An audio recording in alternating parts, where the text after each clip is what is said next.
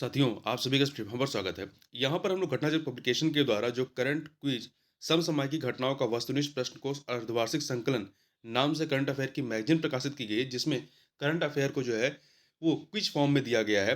तो यहाँ पर हम लोग इसके विज्ञान, पर्यावरण एवं रक्षा परिदृश्य से संबंधित जो भी महत्वपूर्ण करंट अफ़ेयर है, इस वीडियो में हम लोग देखेंगे। तो चलिए प्रारंभ करते हैं। पहला प्रश्न है कि 4 अक्टूबर 2023 को रसायन शास्त्र के नोबेल पुरस्कार 2023 की घोषणा की गई।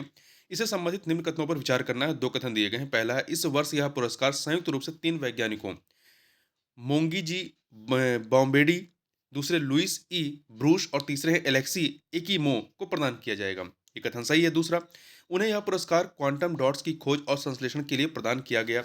दो के दोनों कथन यहाँ पर सही है, इसलिए सी ऑप्शन हो जाएगा। ठीक है। यह जो पुरस्कार है वो 4 अक्टूबर 2023 को the royal Swedish academy of sciences Stockholm के द्वारा घोषित किया गया है।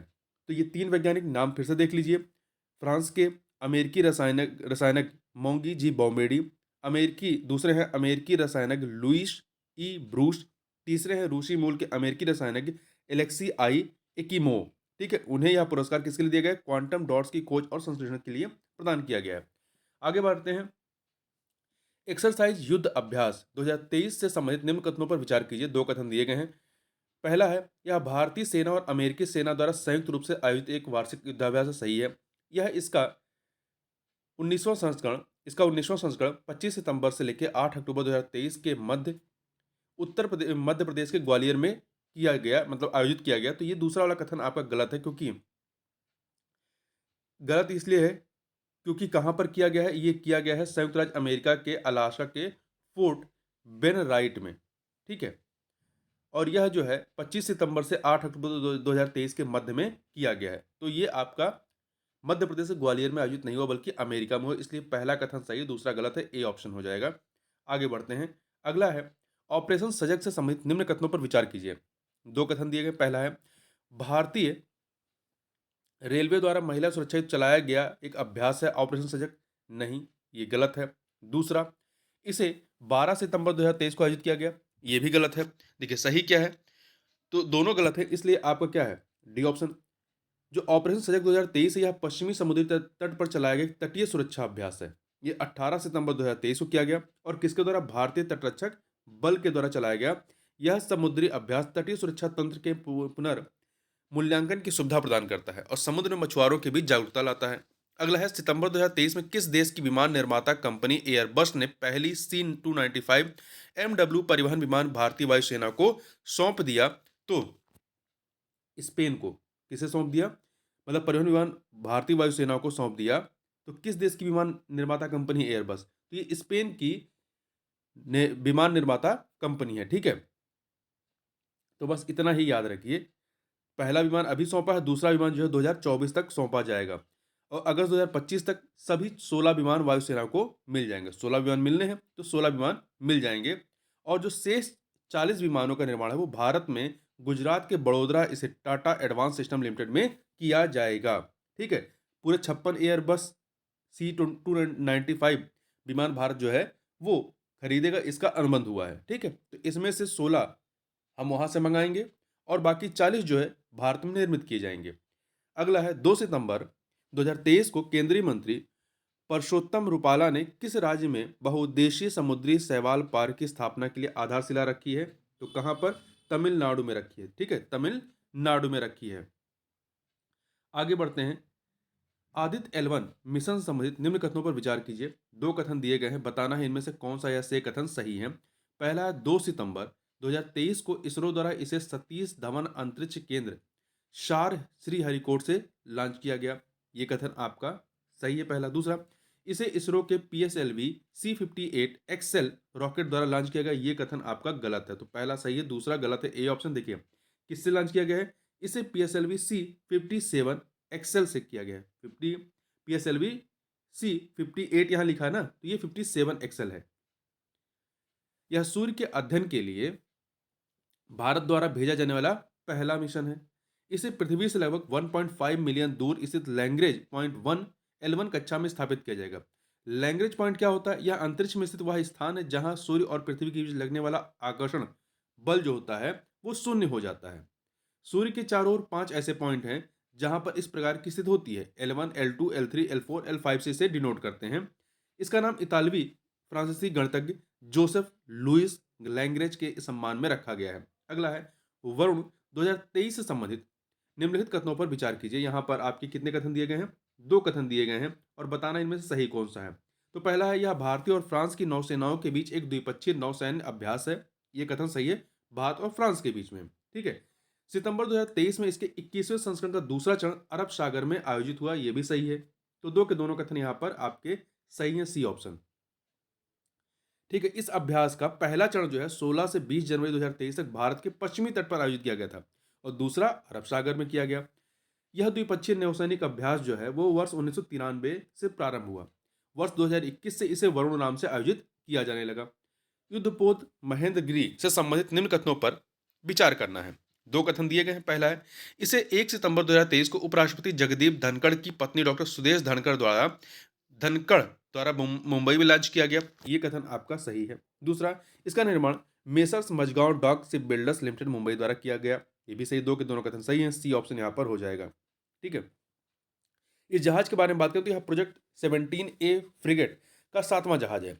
इसे Messrs Mazagon dock ship builders limited द्वारा विकसित किया गया। इसका नाम ओडिशा से पूर्वी घाट की पर्वत शिखर के नाम पर महेंद्रगिरी रखा गया है।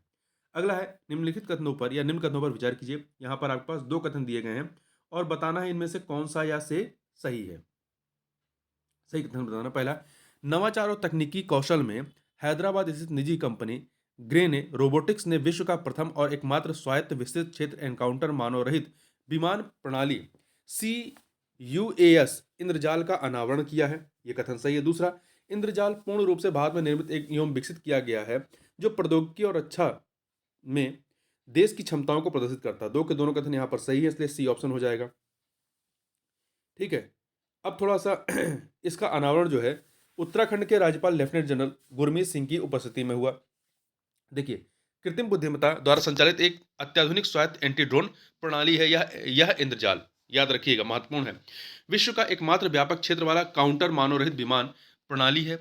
खतरों का पता लगाने, पहचानने, वर्गीकृत करने, ट्रैक करने और बेअसर करने में सक्षम है। देश की आत्मनिर्भरता एवं सैन्य क्षमताओं में वृद्धि करता है। पूर्णतः भारत में निर्मित एवं विकसित है।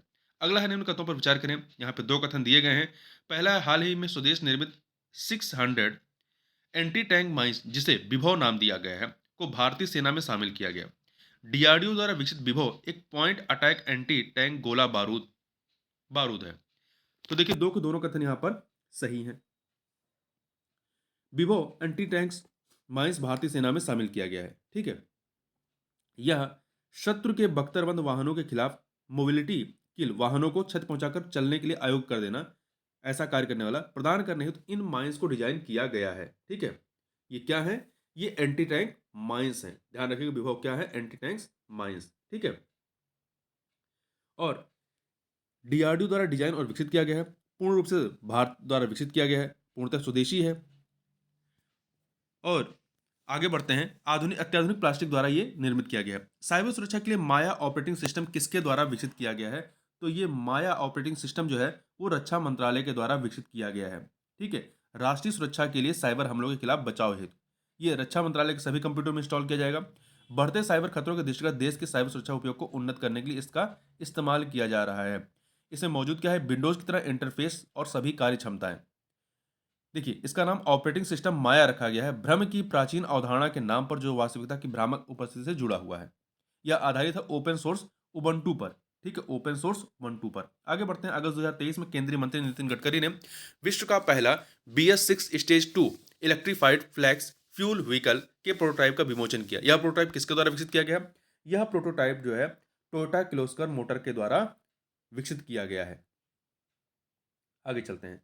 अस्त्र मिसाइल से संबंधित निम्न कथनों पर विचार कीजिए। 2 कथन दिए गए हैं। पहला, 23 अगस्त 2023 को हल्के लड़ाकू विमान LSP-7 तेजस ने गोवा तट से इस स्वदेशी मिसाइल का सफल परीक्षण किया। यह कथन सही है।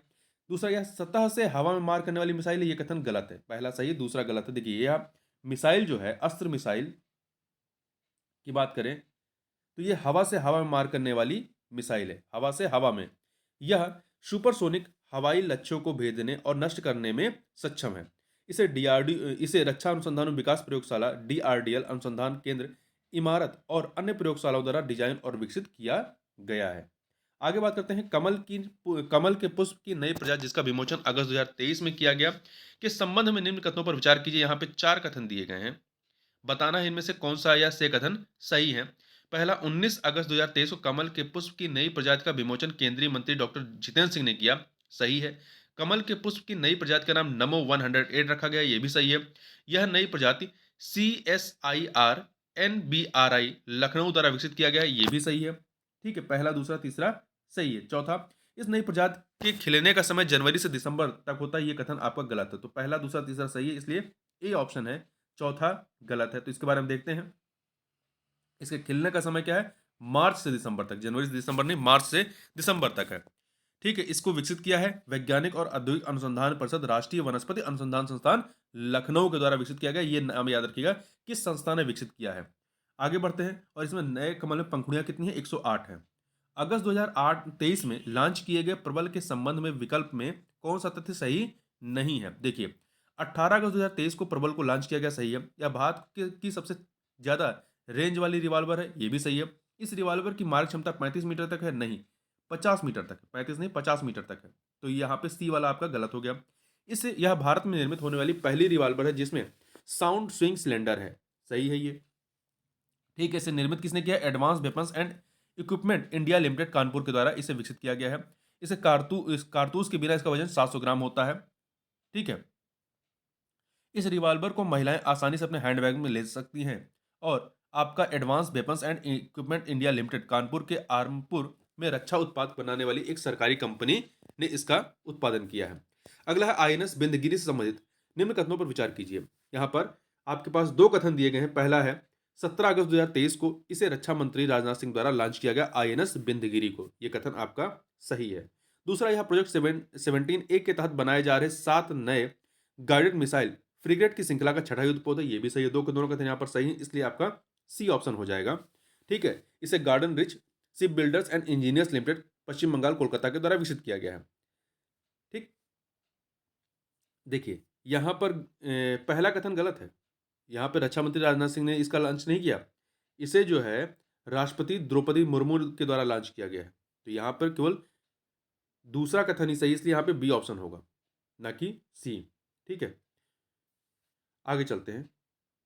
अगला है, निम्न कथनों पर विचार कीजिए। दो कथन यहाँ पर दिए गए हैं और बताना है कौन सा सही है। पहला, परीक्षण अवसंरचना योजना, रक्षा परीक्षण अवसंरचना योजना DTIS के तहत भारत का पहला मानव रहित हवाई प्रणाली ड्रोन सामान्य परीक्षण केंद्र तमिलनाडु में तमिलनाडु औद्योगिक विकास निगम द्वारा स्थापित किया जाएगा, ये कथन सही है। दूसरा, यह परीक्षण केंद्र तमिलनाडु को अपने भारतीय परिचालन स्थापित करने की इच्छुक एरो स्पेस और रक्षा कंपनियों के लिए पसंदीदा गंतव्य बनाने में सक्षम बनाएगा, ये भी सही है। दो के दोनों कथन यहाँ पर सही है, तो सी ऑप्शन।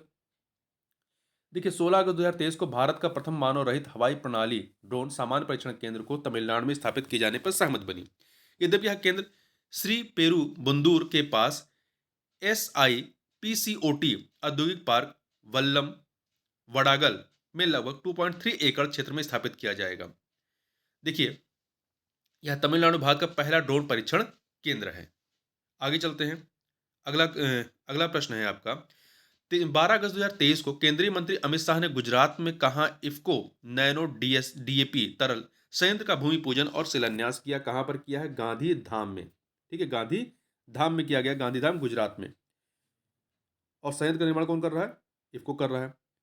12 अगस्त 2023 को मुख्यमंत्री योगी आदित्यनाथ ने उत्तर प्रदेश के किस जिले में केयान डिस्टिलरीज प्राइवेट लिमिटेड के एथेनॉल ENA एवं बॉटलिंग प्लांट का शिलान्यास या भूमि पूजन किया है? तो कहां पर किया है? गोरखपुर में किया है। ठीक है, गोरखपुर में किया गया है। प्लांट में एथेनॉल का निर्माण किया जाएगा घास फूस एवं अन्य अपशिष्ट पदार्थों से। बहुराष्ट्रीय समुद्री अभ्यास मालाबार 2023 संबंधित निम्न कथनों पर विचार कीजिए। यहाँ पर दो कथन दिए गए हैं, बताना इनमें से सही कौन सा है। पहला है, इस वर्ष इसका आयोजन 11 से 21 अगस्त 2023 के मध्य ऑस्ट्रेलिया के सिडनी में किया गया मालाबार अभ्यास। इसकी मेजबानी रॉयल ऑस्ट्रेलिया नौसेना के द्वारा किया जा रहा है। दो के दोनों कथन यहाँ पर सही हैं, तो बी ऑप्शन हो जाएगा 1 और 2। ठीक है, अगला है, अगस्त 2023 में केंद्रीय मंत्री मनसुख मांडविया ने लिम्फेटिक फाइलेरिया के लिए पूरे देश में दवा देने मास ड्रग एडमिनिस्ट्रेशन एमडीए की वार्षिक पहल के दूसरे चरण का उद्घाटन किया है। दूसरे चरण में कितने राज्यों के 81 जिलों को कवर किया जाएगा? तो कितने राज्यों के? तो कुल 9 राज्यों के 81 जिलों को इसमें कवर किया जाएगा। ठीक है, अब ये 9 राज्य कौन से हैं? असम, बिहार, छत्तीसगढ़, झारखंड, कर्नाटक, महाराष्ट्र, उड़ीसा, तेलंगाना और उत्तर प्रदेश भी इसमें है। ठीक है, भारत सरकार का लिम्फेटिक फाइलेरिया को खत्म करने का लक्ष्य जो है, ये वैश्विक लक्ष्य से 3 वर्ष पहले 2027 तक है। वैश्विक लक्ष्य 2030 तक है और भारत का लक्ष्य 2027 तक है। अगला है अगस्त 2023 में शुरू किए गए भारतीय वेब ब्राउजर डेवलपमेंट चैलेंज के संबंध में विकल्प में कौन सा कथन सत्य नहीं है? तो देखिए, किसके बारे में? भारतीय वेब ब्राउजर डेवलपमेंट चैलेंज के संबंध में। पहला है 9 अगस्त 2023 को इसका शुभारंभ इलेक्ट्रॉनिक्स एवं सूचना प्रौद्योगिकी मंत्रालय द्वारा किया गया। सही है। यह एक खुली चुनौती प्रतियोगिता है, ये भी सही है। इस प्रतियोगिता में 3 चरण होंगे, ये भी सही है। विजेता को 2 करोड़ रुपए की राशि प्रदान की जाएगी, ये कथन आपका सही नहीं है। क्यों? क्योंकि इसमें विजेता को राशि कितनी प्रदान की जाएगी? कुल देखिए, विजेता को प्रदत्त राशि जो है 1 करोड़ रुपए की है। इसमें एक विजेता, प्रथम उपविजेता, द्वितीय उपविजेता, टोटल 3.41 करोड़ रुपए प्रदान किए जाएंगे। ठीक है, आगे बढ़ते हैं। अगस्त 2023 में किन 2 देशों के मध्य द्विपक्षीय नौसैनिक अभ्यास जायद तलवार 2023 का संपन्न हुआ? तो ये भारत और संयुक्त अरब अमीरात के मध्य आयोजित किया जाने वाला नौसैनिक अभ्यास है, तो याद रखिए। इसके बारे में देखें तो इसका आयोजन कहाँ पे हुआ है? संयुक्त अरब अमीरात के दुबई में हुआ। इस अभ्यास में भारतीय नौसेना का प्रतिनिधित्व आईएनएस विशाखापत्तनम और आईएनएस त्रिकंद ने किया। अगला है, मैंग्रोव पारिस्थितिकी तंत्र के संरक्षण के अंतर्राष्ट्रीय दिवस के अवसर पर किस राज्य की सरकार ने राज्य में मैंग्रोव सेल की स्थापना की घोषणा की है? तो पश्चिम बंगाल ने। देखिए, पश्चिम बंगाल सरकार द्वारा घोषणा की गई है और यह घोषणा जो है मैंग्रोव पारिस्थितिकी तंत्र के संरक्षण के लिए अंतर्राष्ट्रीय दिवस के अवसर पर किया गया है। यह जो सेल है, ये मैंग्रोव वृक्षारोपण के लिए एक वार्षिक कार्य योजना बनाएगा और यह क्या देखेगा? यह गैर सरकारी संगठनों के साथ रखरखाव और समन्वय को देखेगा। देखिए, पश्चिम बंगाल में लगभग 40% जो है मैंग्रोव वन, जो टोटल वन पाए जाते हैं भारत में, उसका 40% जो है अकेले पश्चिम बंगाल में पाया जाता है। भारत में मैंग्रोव की स्थिति की बात करें तो देखिए, ISFR 2021 के अनुसार, जो वन सर्वेक्षण 2021 है, उसके अनुसार भारत में मैंग्रोव आवरण 4,992 किलोमीटर है, जो देश के कुल भौगोलिक क्षेत्रफल का 0.15% है। ये जो ISFR 2021 है, इसके अनुसार भारत में सर्वाधिक मैंग्रोव आवरण वाले जो 5 राज्य हैं, उसमें नंबर 1 पे पश्चिम बंगाल है, दूसरे पे गुजरात, तीसरे पे अंडमान निकोबार, चौथे पे आंध्र प्रदेश और 5वें पे महाराष्ट्र है। भारत में मैंग्रोव पर्यावरण संरक्षण अधिनियम 1986 एवं तटीय क्षेत्र विनियमों द्वारा संरक्षित है। पश्चिम बंगाल में से सुंदरवन एक यूनेस्को विश्व धरोहर स्थल है, जिसमें विश्व की सबसे बड़ी एकल मैंग्रोव पट्टी पाई जाती है। अगला है, निम्न कथनों पर विचार कीजिए। 2 कथन दिए गए हैं। पहला है, 21 जुलाई 2023 को इसरो ने तमिलनाडु के महेंद्रगिरी में इसरो प्रोपल्सन कॉम्प्लेक्स में हैदराबाद स्थित अंतरिक्ष स्टार्टअप स्काई रूट द्वारा रमन 2 रॉकेट इंजन का सफल परीक्षण किया है। सही है। दूसरा, स्काई रूट एरोस्पेस की योजना रमन 2 रॉकेट इंजन को अपने प्रक्षेपण यान विक्रम 1 के चौथे चरण में एकीकृत करना है। 2 के दोनों कथन यहाँ पर सही है, इसलिए सी ऑप्शन हो जाएगा। देखिए, इसका मुख्यालय कहाँ पर है? Skyroot aerospace private limited का मुख्यालय कहाँ पर है? तेलंगाना के हैदराबाद में। इसके संस्थापक कौन है? पवन कुमार चंदना तथा नागा भरत डाका। आगे बढ़ते हैं। अगला प्रश्न है, 5 जून 2023 को केंद्रीय मंत्री डॉक्टर सर्बानंद सोनोवाल ने भारत के पहले अंतर्राष्ट्रीय क्रूज जहाज MV एम्प्रेस को चेन्नई से किस देश के लिए झंडी दिखा करके रवाना किया है? तो चेन्नई से श्रीलंका के लिए रवाना किया गया है। ये भारत का पहला अंतर्राष्ट्रीय क्रूज जहाज है। इसको 5 जून 2023 को विश्व पर्यावरण दिवस के अवसर पर जो है रवाना किया गया है। ठीक है, चेन्नई से श्रीलंका। देखिए, भारत के पहले अंतर्राष्ट्रीय क्रूज जहाज का नाम MV एम्प्रेस रखा गया है। MV एम्प्रेस रखा गया है। अगला 24 अक्टूबर 2023 को केंद्रीय गृह एवं सहकारिता मंत्री अमित शाह ने कहा इफ्को के नैनो DSP तरल संयंत्र का लोकार्पण किया। अभी हम लोग ने ऊपर बात की इसी तरीके का। तो ये गुजरात के गांधीनगर जिले के कल्लोल में। ठीक है, और यह ग्रीन कल्लोल इकाई जो है ग्रीन टेक्नोलॉजी आधारित है। तो इस प्रकार से इस वीडियो में बस इतना ही। मिलते हैं नेक्स्ट वीडियो में, तब तक के लिए बहुत बहुत धन्यवाद।